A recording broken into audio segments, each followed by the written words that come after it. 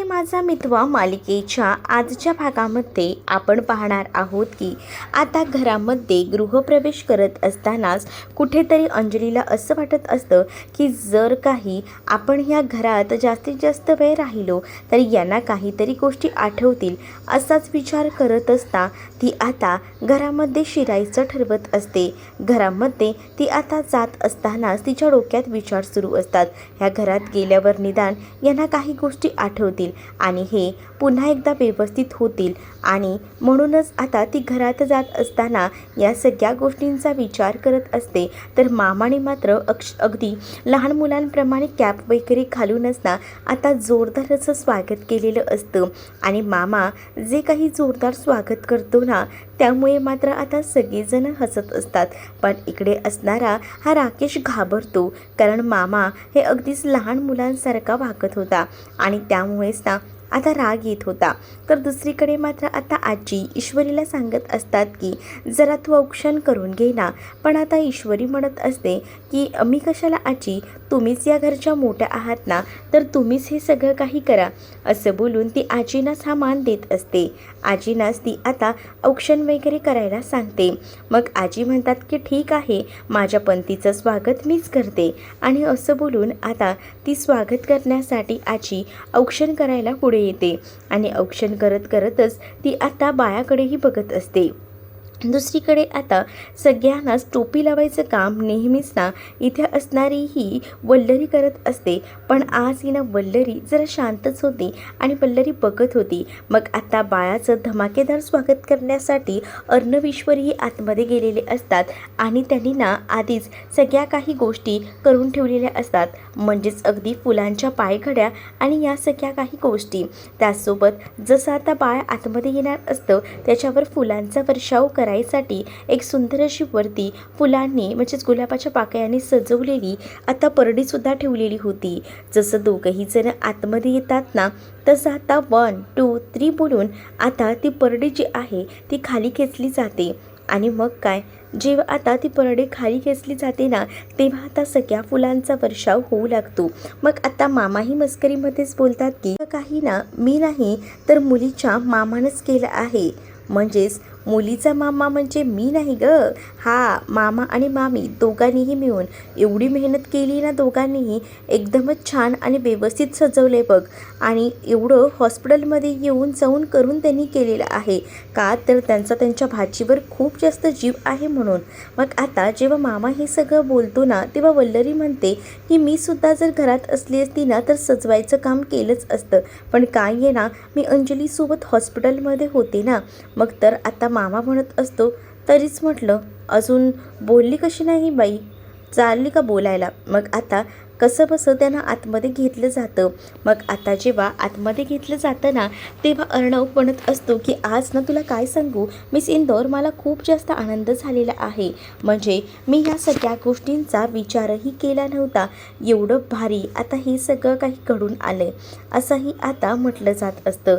पण आता नेमकं काय काय घडलं आहे ते आता ते दोघंही जण म्हणत असतात, म्हणजे आता बाळ घरात आलंय म्हटल्यावर पहिली पेटी म्हणजे धनाची पेटी असंही आता ईश्वरी अर्णवला बोलत असते।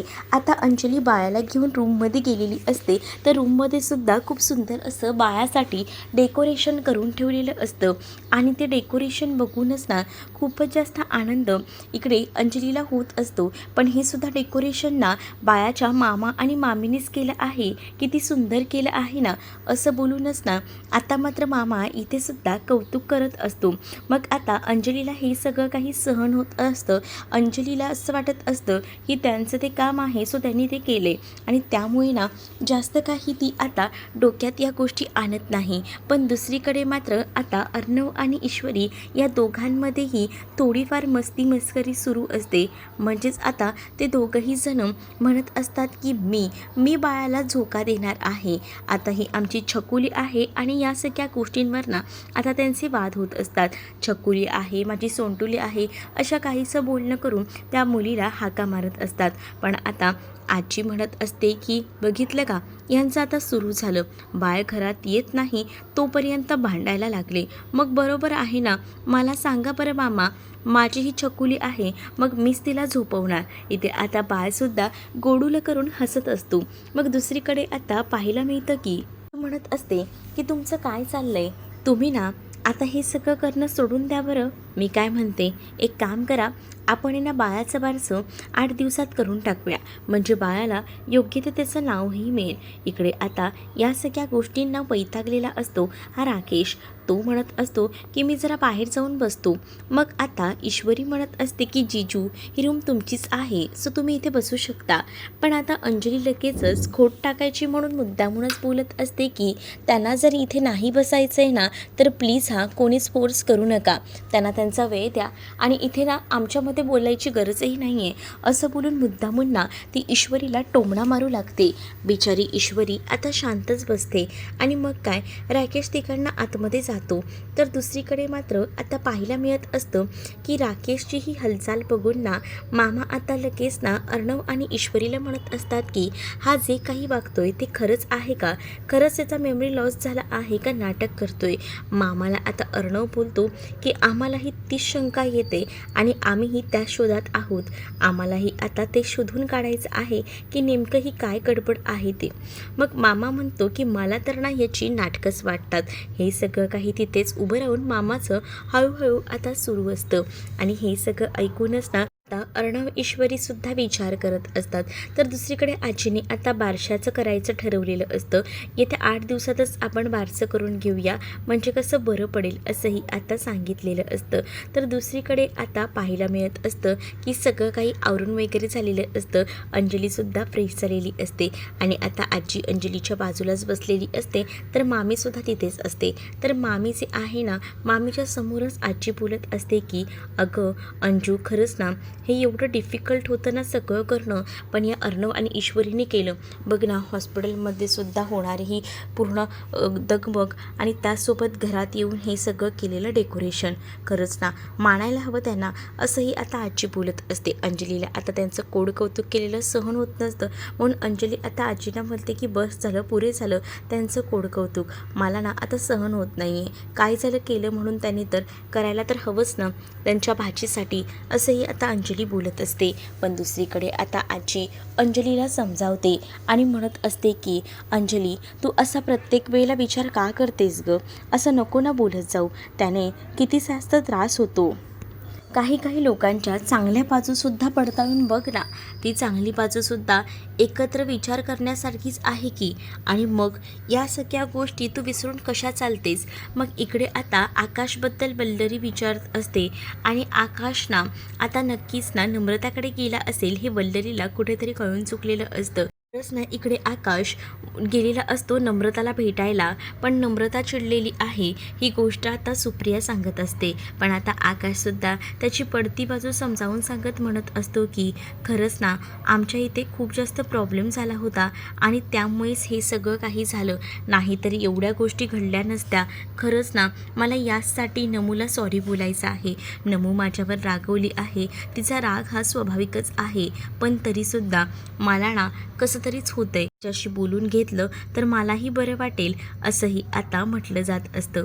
मग आता तोही थांबलेला असतो तिच्याशी बोलून घेण्यासाठी म्हणून. आणि इकडे मात्र आता नम्रता आईनं हाक मारली आहे, आईनं बोलवलं आहे म्हणूनच आलेली असते. आणि नम्रता जेव्हा तिथे येते ना तेव्हा मात्र आता बघते तर काय, आकाश असतो. आकाशला बघूनच ना लगेचच ती तिकडनं जायला निघालेली असते. आकाशला बघून ते तिथून जात असतानाच इकडे मात्र आता आकाश नम्रताला थांबवत असतो आणि तो तिला म्हणत असतो की नम्रता प्लीज ना असं करू नकोस ना, मला काय बोलायचं आहे ती तरी निदान ऐकून घे ना, असं बोलूनच ना तो आता तिला थांबवायचा प्रयत्न करत असतो. पण नम्रता आता त्याला सरळ म्हणते की मला तुमच्याशी काही बोलायचं नाही आहे, मला तुमचा खूप जास्त राग आलेला आहे, कारण आतापर्यंत मी तुम्हाला समजून घेतलं पण आता नाही. मग त्यानंतर मात्र आता आकाश म्हणत असतो की तू असं का करतेस, जरा माझी गोष्ट ऐक, हॉस्पिटलमध्ये नेमकं काय झालं होतं ते. आणि असं बोलूनच ना आता तो समजवायचा तिला प्रयत्न करत असतो, पण ती काही केल्या समजायच्या मनस्थितीतच नसते. ती सरळ आता बोलत असते की मला तुमच्याशी नाही बोलायचं. दुसरीकडे आता वल्लरी ही राकेशला चहा घेऊन गेलेली असते आणि त्याला चहा वगैरे देत असते. त्याच वेळेला थँक्यू मावशी असं राकेश म्हणत असतो. त्यावर काय मला मावशी म्हणालास, तुला वाटते कोण रे मी? मग आता राकेश म्हणत असतो की तुम्ही त्या घरात काम करायलाच आहात ना, म्हणजे कामवाल्या मावशी आहात ना. असं म्हटल्यानंतर वल्लरीला राग येतो. वल्लरी म्हणते की तुमची हिंमत कशी झाली हो, मला डायरेक्ट कामवाली म्हणायची. तुम्हाला काय मी कामवाली वाटते का? मला मामी म्हणायचं काय? मामी, मी मामी आहे, ते सुद्धा अंजलीची सक्की मामी. समजलं का? समजत नसेल ना तर सांगतेच तुम्हाला मग आता चांगलंच. असंही ती आता बोलून मुद्दामुळे ना आवाज चढवायचं काम करत असते आणि हे सगळं काही लांबूनच ना ईश्वरी पाहत असते.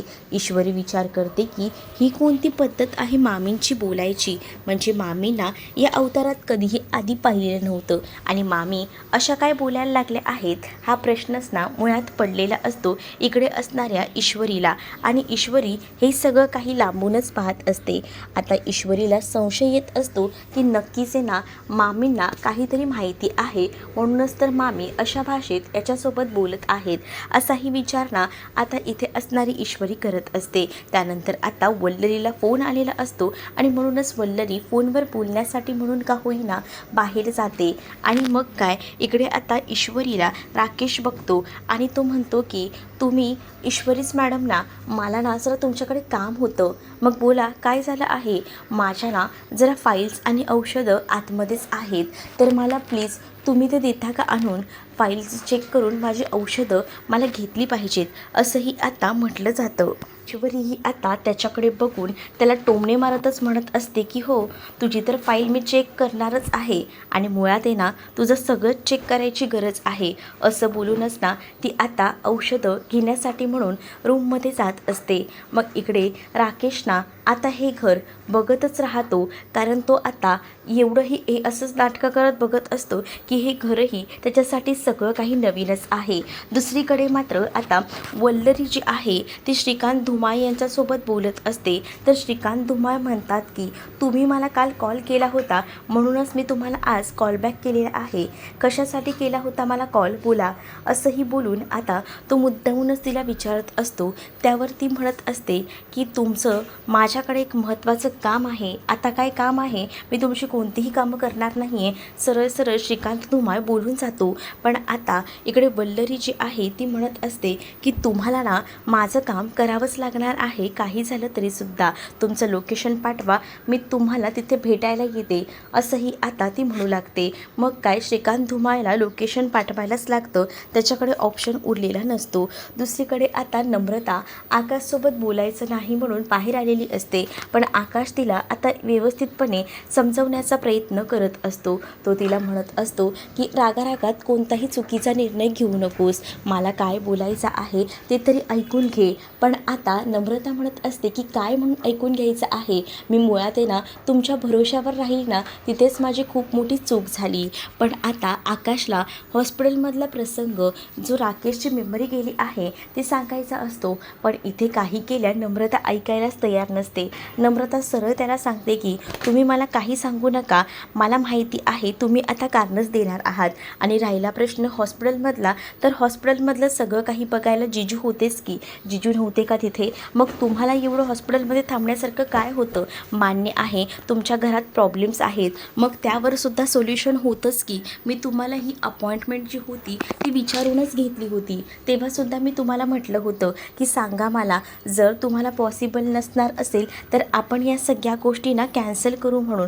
पण तरीसुद्धा तुम्ही कुठे ऐकलत माझं? नाहीच ऐकलत ना, आणि त्यामुळेच ना हे सगळं काही झालेलं आहे असंही आता इकडे जी नम्रता आहे ती बोलत असते. नम्रता म्हणते की तुम्हाला काय वाटतं, तुम्ही सरळ बोलून गेला झालं, पण मला किती बोलणं सहन करावं लागलं. दुसरीकडे आता ईश्वरी आणि अर्णव हे दोघंही जण रूममध्ये असतात. तर ईश्वरी आता अर्णवला म्हणत असते की हा मूर्ख राकेश ना असं काय दाखवत असतो ना की जसं काही खरंच या घरात पूर्णपणे नवीन आलेला आहे. म्हणजे तुम्हाला सांगते अर्णव सर, एकट्यात बसल्यानंतर सुद्धा हे घर एकदम असं निहाळत असतो तो. खरंच का हो, ह्याला काहीच आठवत नसेल का? इकडे आता अर्णवसुद्धा त्या गोष्टीचा विचार करत असतो. खरंच ना, काही गोष्टी कळत नाहीत गं, कशा कशा घडतात त्या. मग आता अर्णवला ईश्वरी म्हणत असते की माझ्या डोक्यात ना एक प्लॅनिंग आहे. अर्णव म्हणतो की आता काय? मग ईश्वरी तिचं प्लॅनिंग समजावून सांगते. म्हणजेच काय तर आपण ना मुद्दामून त्याला संपूर्ण घर दाखवायचं, म्हणजे त्याला आता घराची ओळख करून द्यायची. मग बघूया ना त्याच्या लक्षात येतं का आपल्या रूममध्ये असलेले ठेवलेले पैसे. मग काय वाटतं तुम्हाला, हे सगळं प्लॅनिंग आवडतंय का? असंही आता ईश्वरी अर्णवला बोलत असते. तर अर्णवलासुद्धा ईश्वरीची ही आयडिया आवडते, कारण या सगळ्यामध्ये ना त्यांना राकेशला पडताळून पाहायचं असतं आणि यासाठी त्यांचे प्रयत्न सुरू असतात. तर इकडे आता ईश्वरीने हे सगळं प्लॅनिंग केलेलं असतं, त्यावर अर्णव शिक्कामोर्तब करतो आणि पुढे हे प्लॅनिंग करायचं त्यांचं ठरलेलं असतं. तर दुसरीकडे मात्र आता समजवण्याचं काम हे सुरू असतं. म्हणजेच आता आकाश नम्रताला म्हणत असतो की मला कळतंय माझ्याकडनं काही चुका झाल्या आहेत, पण यासाठी मी तुझी माफी मागतो. खरंच मनापासून माफी मी मागतोय, पण थोडं ऐकून घे, थोडं समजून घे, मला काय बोलायचं आहे, हॉस्पिटलमध्ये काय झालं होतं ते. पण नम्रता म्हणत असते की मला ना तुमचं ऐकायचंच नाही आहे, माझा विचार पक्का झालेला आहे. तुम्ही जर मला आता समजून घेत नसाल तर पुढे मला कसं तुम्ही मॅनेज करणार आहात, असं देखील आता ती त्याला म्हणत असते. तर आता ह्या दोघांची विकोप्याला चाललेली भांडणं आतमध्ये उभे राहून इथे असणारा हा शुभूसुद्धा ऐकत असतो. शुभूही विचार करतो की नम्रता तर त्याचं ऐकूनही घ्यायला तयार नाही आहे. बिचाऱ्या आकाशला काहीतरी सांगायचं असतं, पण आकाशचं बोलणंच आता ती ऐकून घेत नसते. पण आकाश आता पोटतिडकीने सांगत असतो, पण तरीसुद्धा ती म्हणत असते की तुम्ही ना मला कोणतीही कारणं देऊ नका, कारण आज तुमच्यामुळे त्या माणसांकडनं मला काय काय म्हणून ऐकायला लागलेलं आहे, असंही तिने डायरेक्टच सांगितलेलं असतं. इथे आता शुभूने अक्षरशः डोक्याला हात लावलेला असतो, कारण तो बिचारा एवढं काही सांगत असतो तरीसुद्धा ही मुलगी त्याचं बोलणं ऐकायलाच तयार नाही आहे आणि सरळ आता नात्याचा विचार करते असं म्हणते. म्हणूनच ना आता शुभूला कळत नसतं की काय बोलावं नमूने अक्षरशः टोक गाठलेलं असतं. आता या सगळ्यामध्ये नमू रागारागाने आतमध्ये निघून जाते, तर आकाश मात्र डोक्याला हात लावून तिथेच उभा असतो. आकाशची तर सगळीकडनंच गोठी झालेली असते. दुसरीकडे आता राकेश बसलेला असताना अर्णव आणि ईश्वरी तिथे येतात आणि अर्णव ईश्वरी तिथे येऊन आता राकेशसोबत बोलत असतात. तुमच्यासाठी हे घर नवीन आहे, पण ह्या घराची ओळखसुद्धा होणं तितकंच गरजेचं आहे आणि म्हणूनच ना आम्हाला असं वाटतं की घरातला कानाकोपरा तुम्हाला दाखवायला हवा, कुठे काय असतं या सगळ्या गोष्टी तुम्हाला कळायला हव्यात, कारण आता तुम्ही इथेच राहणार आहात, असंही आता अर्णव हा राकेशला बोलत असतो. मग ईश्वरीही म्हणत असते की हो बरोबर आहे अर्णव सर तुमचं, आपण ना ह्यांना पूर्ण ना आपलं घर दाखवूया. मग आपण घर दाखवायचं ठरत असतं तर राकेशही म्हणतो की ठीक आहे चालेल, मला दाखवा घर, म्हणजे मलाही समजेल ना सगळ्या काही गोष्टी, असंही तो आता म्हणतो. मग आता घर दाखवायचं ठरतं. त्यातच आता ईश्वरी आणि अर्णवने प्लॅनिंग केलेलं असतं की हे सगळं मुद्दामून अशा पद्धतीने घडवून आणायचं जेणेकरून राकेश त्या कपाटातल्या पैशांपर्यंत पोचतोय का. इकडे आता पुढील भागामध्ये दाखवलं जात असतं की इकडे मात्र आता जी वल्लरी जी आहे ना ती भेटायला गेलेली असते ती त्या श्रीकांत धुमाळ यांना, आणि श्रीकांत धुमाळला जेव्हा वल्लरी भेटायला जाते ना तेव्हा वल्लरी आता म्हणत असते की माझं तुमच्याकडे एक काम आहे, ते म्हणजे तुमच्याकडे जे काही त्यावेळीचे जे पेपर होते रमाकांत राजशिर्के ह्यांचे, ते सगळी कात्रणं होती ती सगळी काही तुम्ही मला देऊन टाकायची आणि तुमच्याकडचे पुरावे सगळे नष्ट करायचे. पण या सगळ्याला श्रीकांत धुमाळ यांनी सगळा नकार दिलेला असतो आणि सांगितलेलं असतं की मी हे सगळं काही करणार नाही आणि माझ्या एथिक्समध्ये हे बसत नाही, आणि त्यामुळे ना यानंतर आहे ना प्लीज माझ्यासाठी ना हे सगळं काही संपलेलं आहे, मला पुन्हा पुन्हा या सगळ्या गोष्टींसाठी कॉल करू नका, संपर्क करू नका, हे सुद्धा श्रीकांत धुमाळ यांनी डायरेक्टली सांगून टाकलेलं असतं. आणि त्यामुळेच ना आता सगळीकडनं गोची झालेली असते या मामीला आता काय करावं ना हे सुचत नसतं. तर दुसरीकडे आता पाहायला मिळत असतं अर्णव आणि ईश्वरी हे त्या राकेशला पूर्ण रूम सजवलेली दाखवत असतात आणि रूम दाखवत असतानाच अर्णवना मुद्दामून ना त्याला आपल्या रूममध्ये घेऊन जातो आणि रूममध्ये घेऊन गेल्यानंतर ना आता त्याला शिर्केंचा फोन आला आहे, म्हणूनच तो रूमच्या बाहेर उभं राहून शिर्केंशी बोलत असतो आणि हे सगळं काही खरं तर ना त्याचं चाललेलं नाटक असतं. का तर राकेशचं काय चाललं आहे, राकेश कुठपर्यंत पोचलेला आहे, ह्या सगळ्या गोष्टी पाहायच्या असतात. तर राकेश ना कपाटामध्ये ठेवलेली बॅग बघतो आणि त्यामध्ये पैशांचं बंडलसुद्धा असतं. त्या पैशांच्या बंडलला तो हात लावतो. तर इकडे ईश्वरी अर्णवला खाणाखुणा करूनच सांगत असते. मग आता राकेश खरंच नाटक करतोय का, त्याच्या नाटकाचा पर्दाफाश अर्णव आणि ईश्वरीसमोर होईल का, हे येणाऱ्या भागामध्येच आपल्याला पाहायला मिळेल. तुम्ही जर आपल्या चॅनलवर नवीन असाल तर चॅनलला सबस्क्राईब नक्कीच करा. चला तर मग भेटूया पुढच्या भागामध्ये. तोपर्यंत टाटा बाय. व्हिडिओ आवडला असेल तर लाईक करायला विसरू नका.